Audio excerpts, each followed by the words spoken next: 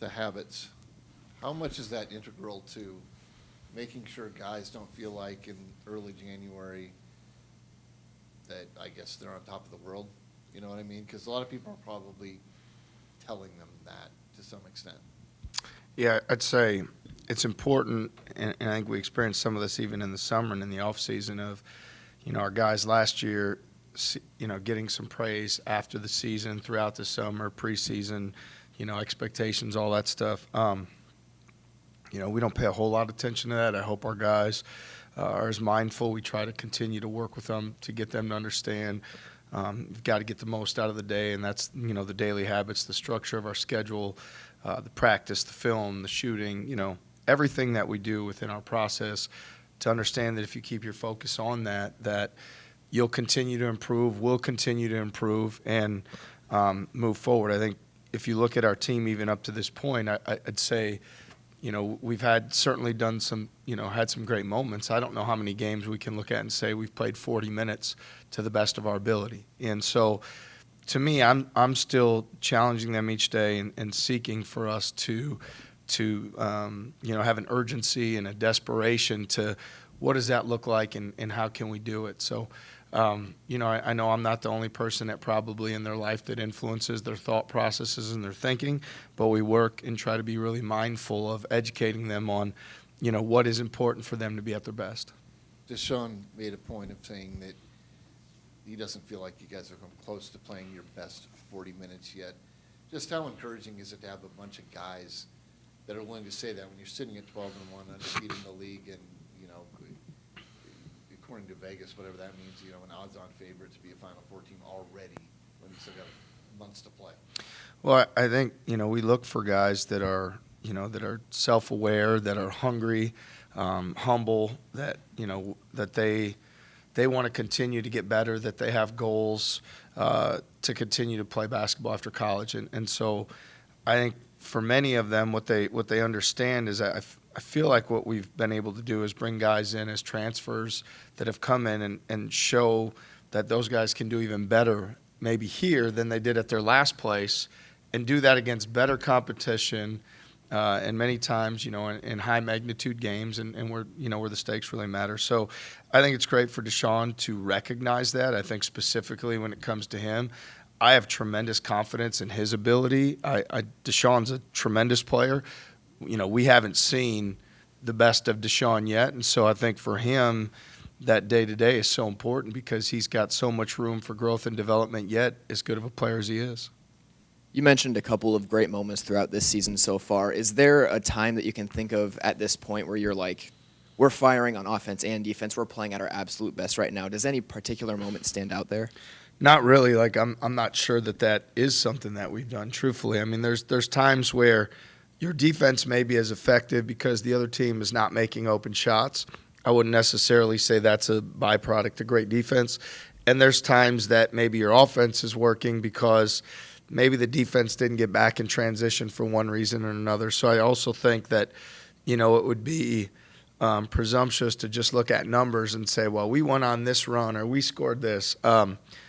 I say it like we've played some really good teams and good coaches, good programs, good players, but I don't know that we've proven that we can sustain 40 minutes. I don't think we've shown that we can be operating on all cylinders yet. Now, I'm hopeful that we can, but we haven't shown it, and we haven't shown it over long periods of time. So it's something that we've got to really work for and practice every day, is to make sure every rep is the exact rep it needs to be, because I think that's how you get to that point, right, is you value every rep, every possession, regardless of time and score.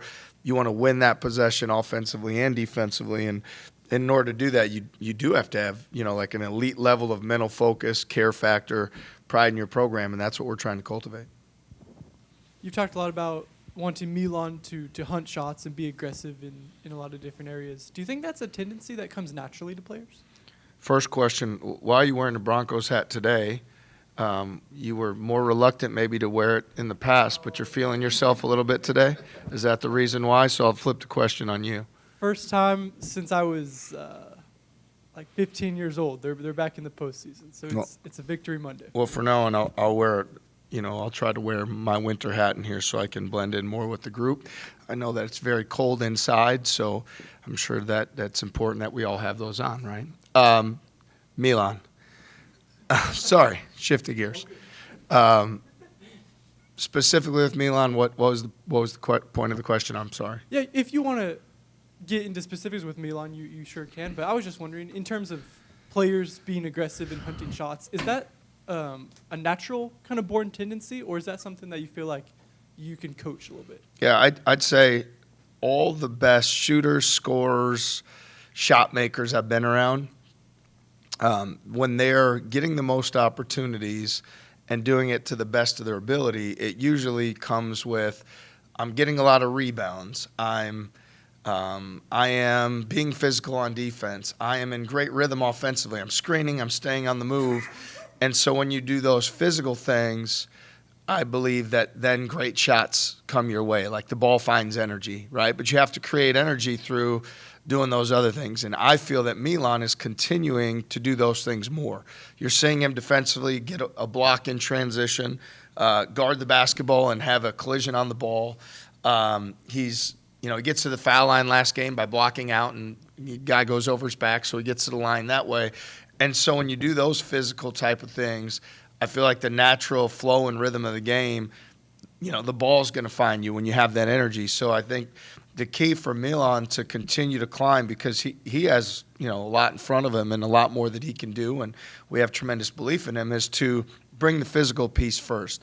Be on the glass, screening, everything, because I would assume that if we were to look over time, whenever Milan's to be done here, we'd say, man, the game he had 8 rebounds, he had 6 threes. The game he set more screens, was on the move, or had 2 blocks, I would say there would be more great shots that come his way. And we want to continue to get him more of those opportunities. I think on his end, it's bring the more physical things on both sides of the basketball, and those opportunities will follow.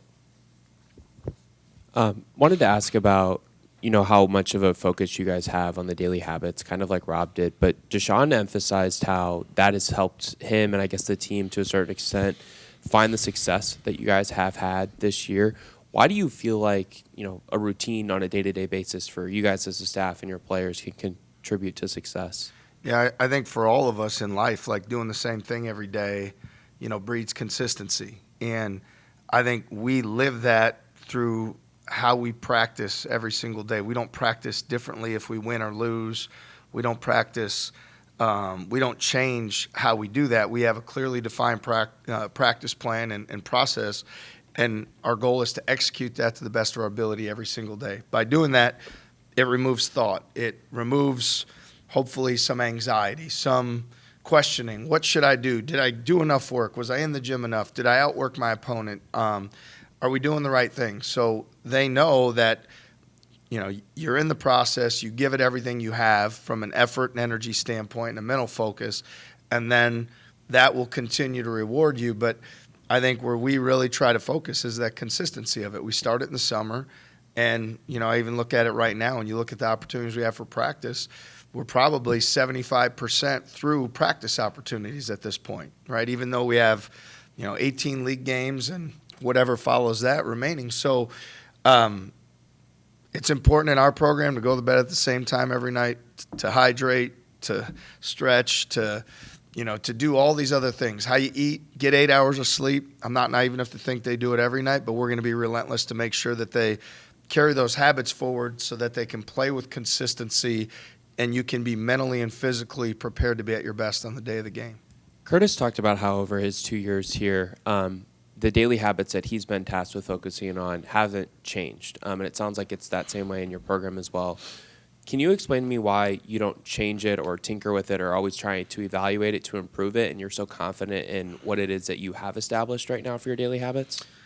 Yeah, I'd say we've seen guys continue to play well individually and collectively. We've seen them develop, and so we have tremendous confidence in doing that every single day. We know everybody works really hard. We're playing against great coaches, great teams, and great programs. Everybody has to run their race, right? Do it how it's best for your team and in your program. So by no means do we think that we have this thing figured out or solved. We know at Iowa State with the guys that we recruit and the style that we play, what works in this environment. And so we're always trying to be mindful of thinking of how can we do things better. I don't know necessarily that involves changing, the process part of it, which, again, and our guys know exactly what's coming at them every day. They know what to expect. They know what to bring. We're not trying to trick them or keep them off balance or do anything to, any of those things. We're trying to say, hey, you're going to be mature. You know what's in front of you. You know the level of focus and effort and energy that it takes, and we are going to be relentless in demanding that from you. So I feel like it's helped build guys' confidence. I think you see a guy like Kurt Jones, the same message we were giving him last year in November when he was trying to find a niche and figure out where he belonged, was the same message we give him now when he's one of the best guards in the conference. Brant Chatfield at the beginning of the year when he was trying to, figure out, am I really the player that my coaches believe that I am? Can I really do this here the way that they think I can? And now you see every game his confidence is growing and growing and growing, where he's becoming a heck of a force for us and a really dominant player when he comes in. I'd say the same for Nate Heisey from the beginning of the year to what you see right now. I mean, Nate Heisey, when he comes into the game, we get better, and again, whether that was happening exactly that way at the start of the year or not, is up for everyone to interpret. But I believe that doing the same thing every day, having the same belief and the same consistency builds that confidence. And those are just a few examples of guys that we've seen built their confidence. Certainly, probably none more than over 3 years of Rob Jones, what the player that he was year one to the player that he was year three when he became one of the more dominant, and impactful winning frontline players in the league. Last one I have. You've obviously been here under a few successful head coaches. You worked in other places. Where did you develop the idea of the importance of consistency and daily habits and doing the same thing every single day? Was that from a mentor? Was that just your upbringing? Where did that come from for you individually? Yeah, I think it's probably a combination of all those things. I mean, at the end of it, I'm very self-aware of things where I can be better and areas where I can improve, and always feel like through what I've learned, life lessons through playing sports, through great coaches I've had, through mentors I've had, is that everybody works hard, but like the consistency of doing that every single day. So I think first experience is probably as a player, even though I wasn't all that good. It was seeing over time, knowing when you get to that game and you've done the work, how you can continue to build your confidence and play at that level. And then I think, my college coach, Coach Vandermillen, really helped me in terms of self-aware, just understanding. There's so many times he'd say to me, it's not about you. It's about how do you make the other team play worse and your team play better, which I think is like so much wisdom and something I've really carried forward.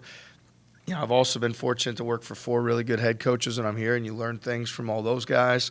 And then on and on and on, whether it's Tony Bennett, who I looked up to all the way growing up, and his dad, or Coach Van Gundy, who's been a tremendous mentor for me. I've really been fortunate to have people that have invested and put time into me, and I think that if there's anything that we look at and say something that we can hopefully call upon as a differentiator or something to build confidence, is that consistency every day, 365 days a year with everything that we do, and unwavering, and staying the course with it. You've played a lot of Craig Smith teams. What are some of the hallmarks, and what have you seen from this Utah team? Yeah, his teams, they're always very well prepared. They do a great job against opponents, trying to, make you play away from your strengths. And that's always been the case, whether it was South Dakota and South Dakota State, Utah State, UNLV, or now this. I think he's somebody that's teams play, they don't beat themselves. They play with great intent. In general, like they're always, his teams are always very competitive. I think specifically with this Utah team, what you see is like the flow offensively and the pace. Like they're great in transition. They really shoot the three well. They've got a lot of guys that they can play and kind of plug and play, which I think stands out about their team. And then I think defensively, they try to do a really good job of keeping you out of the paint. They're a team that, my guess would be more than anything that they would want to try to keep us on the perimeter, keep our guards out of the paint, our frontline guys out of the paint, that sort of thing. And so I've got a lot of respect for Craig and how he's continued to do that, because we've had some battles over the years. Thank you.